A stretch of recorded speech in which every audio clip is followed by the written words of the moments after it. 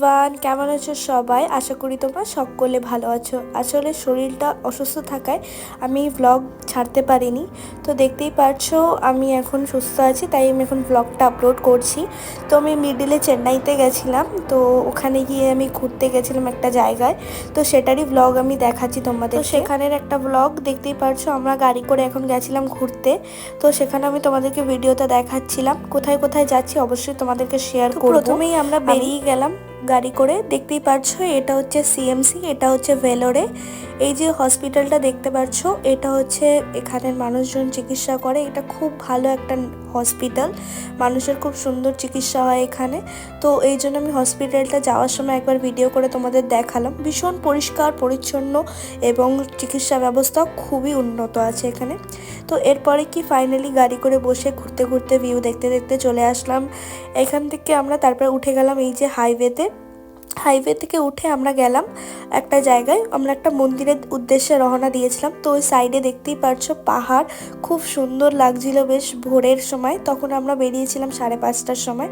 তো ভোর ভোর সকাল, রাস্তাটাও অনেক সুন্দর, রাস্তাঘাট পরিষ্কার পরিচ্ছন্ন, সব কিছু খুবই ভালো লাগছিল। তো এরপরে গিয়ে খুব বোর হয়ে যাচ্ছিলাম, তাই একটা জায়গায় দাঁড়িয়ে আমাদের ড্রাইভারটা চা খেয়ে নিচ্ছিল। তো সেখানে আমি একটু বেরিয়ে একটু ফটো তুলে নিচ্ছিলাম। তো এরপরে গিয়ে আমরা সেই ডেস্টিনেশনে চলে এসেছিলাম মন্দিরে। দেখতেই পারছো এই মন্দিরটা, যেটার নাম কি একটা নাম ছিল, তো বর্তমানে এই নামটা শিবা টেম্পল বলা হয়। তো এখানে দেখতেই পারছো কতজন মানুষ জিনিসপত্র বিক্রি করছিল, খুব সুন্দর সুন্দর জিনিস পাওয়া যাচ্ছিল এখানে। তো তারপরে ওখান থেকে এন্ট্রি নিলাম। এন্ট্রি নেওয়ার পরে ওখান থেকে মন্দিরটা আমি তোমাদের দেখাচ্ছি। এখনও মন্দিরটার ভেতরে অনেকগুলো কাজ হচ্ছিল, তো তার জন্যই এখন এরকম ছিল, কিন্তু তাও ঢোকা যাচ্ছিল এবং ভেতরে জায়গাটাও খুব স্পেসটা অনেকটা বড় ছিল। এর সাথে সাথে দেখতেই পারছো কতগুলো ফরেনার ছিল, আর সাথে ওদের সাথে একটা গাইড ছিল যিনি গাইড করে করে নিয়ে যাচ্ছিল। তো এর সাথে সাথে দেখো আমাকেও দেখিয়ে দিলাম, কেমন লাগছে সবাই অবশ্যই জানিও। তো তারপরে চলে আসলাম মন্দিরের দিকে। তো এখানে এন্টার করতেই দেখতে পাচ্ছিলাম যে অনেক বড় বড় আদিম যুগের পাথরের মতন ভেতরে খোদাই করা, এবং তার মধ্যেও এখানে অনেক রকম মন্দির, ঠাকুর, সব কিছু পাথরের মধ্যে দিয়ে করা। পিলারগুলোতে খুব পুরনো মনে হচ্ছিল পিলারগুলো। তো খুব ভালো, বেশ শান্তি এবং নিরিবিলি একটা জায়গা ছিল, খুব ভালো লাগছিল বেশ মন্দিরটা, খুব পছন্দ হয়েছিল। অ্যাকচুয়ালি ভেতরে শিবেরই মন্দির ছিল মেন। তো এখানে আমরা যাচ্ছিলাম ভেতরের দিকে। তো এখানে কতগুলো পুরোহিতদের সাথেও দেখা হলো, দেখতেই পাচ্ছ ওখানের পুরোহিতদের। তো ওখান থেকে চলে আসলাম ভেতরের দিকে।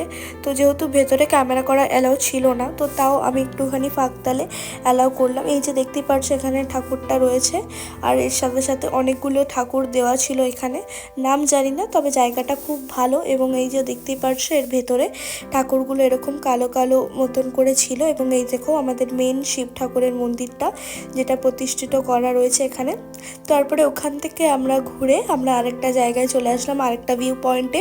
এটা হচ্ছে একটা মন্দির, সেই জায়গাটার নাম আমার মনে পড়ছে না বর্তমানে, মনে পড়লে অবশ্যই তোমাদেরকে জানাবো।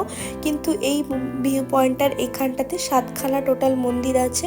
কিন্তু সিরিয়াসলি এত রোদ, এত গরম, প্রচণ্ড কষ্ট হচ্ছিল ওখানে। তো এই গরমে আমরা সবাই হাঁপিয়ে গেছিলাম। তো এর সাথে সাথে আমি কতগুলোকে ফরেনারগুলো দেখতে পাচ্ছিলাম, তো তাদেরকে আমি তোমাদেরকে দেখানোর চেষ্টা করছিলাম। তারপরে এখানে একটা বিচও ছিল, সেখানে আমরা যাচ্ছিলাম। দেখতেই পাচ্ছ কত রকম জামা কাপড়, শাক, অনেক রকম জিনিসপত্র বিক্রি করছিল, খুব ভালো লাগছিল। তো তারপরে গিয়ে আমরা যেতে থাকছিলাম। এবার এখানে এত বালি ছিল এবং এত গরমে বালিতে লিটারালি যখন জুতোতে পড়ছিল তখন প্রচণ্ড গরম লাগছিল। তো কষ্ট করে হাঁপাতে হাঁপাতে আমরা গেলাম বিচের ধারে। আমি অনেক বছর বাদে আমি সমুদ্রের পাশে গেছিলাম।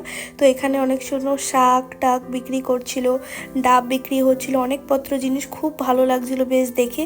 এবং সমুদ্রটাকে দূর থেকে দেখে আমার এত এক্সাইটমেন্ট লাগছিল যে আমি নিজেকে আর ধরে রাখতে পারছিলাম না, মনে হচ্ছিল আমি কখন যাব। তো আমার নিজেকে খুব খুশি লাগছিল। ফাইনালি আমি অনেক বছর বাদে গিয়ে একটু সমুদ্রের পাড়ে আসতে পারলাম। তো দেখতেই পারছো সমুদ্রের সেই উত্তাল ঢেউয়ের আওয়াজ শুনে আর নিজেকে ধরে রাখতে পারিনি। বাট প্রচণ্ড স্নান করতে ইচ্ছা করছিল, কিন্তু আমরা যেহেতু আরও অনেক জায়গায় ঘুরবো বলে আমরা স্নান করতে পারিনি। তো এখানে এটা হচ্ছে চেন্নাইতে, এই বিচটা যেখানে ছিল, বিচের এখানে প্রচণ্ড সুন্দর, প্রচণ্ড বেশ ভালো লাগছিলো, তাই একটু পাও ভিজিয়ে নিচ্ছিলাম সাথে। এত বালি ছিল, অনেক বছর বাদে এরকম একটা জিনিস দেখতে পেলাম। আর জলও খুব সুন্দর ছিল, খুব ভালো লাগছিল আমার। তারপরে ওখান থেকে চলে আসলাম বাড়ির লোকের কথা শুনে।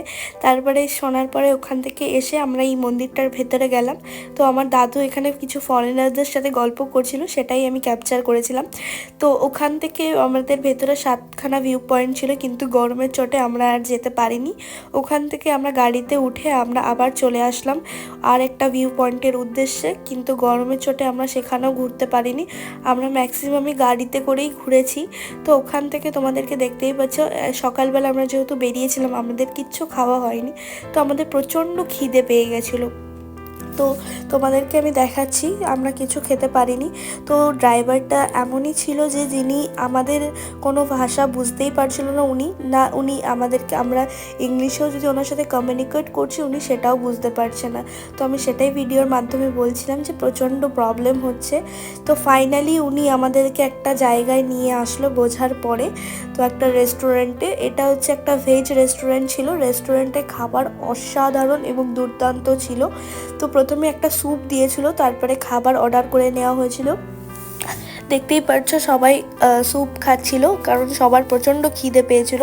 তো আমার দাদু, দিদা, মা, বাবা এরা একটা মিল অর্ডার করেছিল, এখানে নান ছিল, ফ্রাইড রাইস ছিল, পোলাও ছিল, বিরিয়ানি ছিল, রায়তা ছিল, পনির ছিল, রসগোল্লা ছিল, আর সাথে অনেক কিছু ছিল। তো এর সাথে সাথে আমি অর্ডার করেছিলাম একটা চাউমিন আর একটা নুডলস।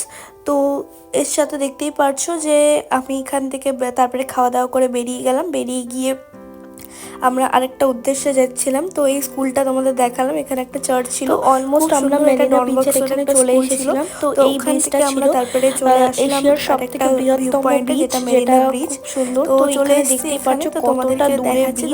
আর এত গরমে আমাদের বাড়ির তো কেউ গেল না, বাট আমি আর আমার মা চ্যালেঞ্জ করেছিলাম যে এখানে যাবই, যতই কষ্ট হোক, কারণ আমি হয়তো আর কোনোদিন নাও যেতে পারি এখানে। তো যখন আমি একবার এসেছি, তো আমার যতই কষ্ট হোক আমি একবার যাবই। তো আমি হাঁপাতে হাঁপাতে এবং হাওয়া খেতে খেতে চলে আসলাম বিচের কাছে। আমি এতটাই দৌড় লাগালাম যখন এখানে এসে গেছিলাম, আমার এত ভালো লাগছিল যে নিজেকে আর বোঝাতে পারছিলাম না। তো চলো, আমি চলে এসেছি বিচের অলমোস্ট কাছে। তো এখানে কেউ ছিল না, পুরো বিচটা ফাঁকা ছিল, কারণ এখানে বেসিক্যালি মাছ ধরা হয়, জাহাজে করে যায়, দূরে গিয়ে মাছ ধরে হয়তো, তো তার জন্য এই বিচে কেউ স্নান করে না। তো তারপরে গিয়ে দাঁড়ালাম, অনেক বড় বড় ঢেউ আসছিল, ভয়ও লাগছিল প্রচণ্ড। তো তারপরে গিয়ে একটু কাছে গিয়ে পাটাকে ভেজিয়ে নিলাম এখানে, খুব শান্তি লাগছিল, খুব ভালো লাগছিল।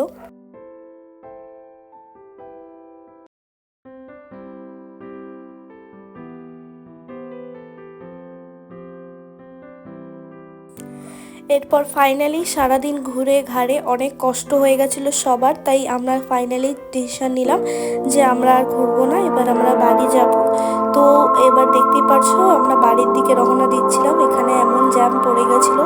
তো তারপরে আমরা বাড়ি চলে এসেছিলাম। তো ভিডিওটা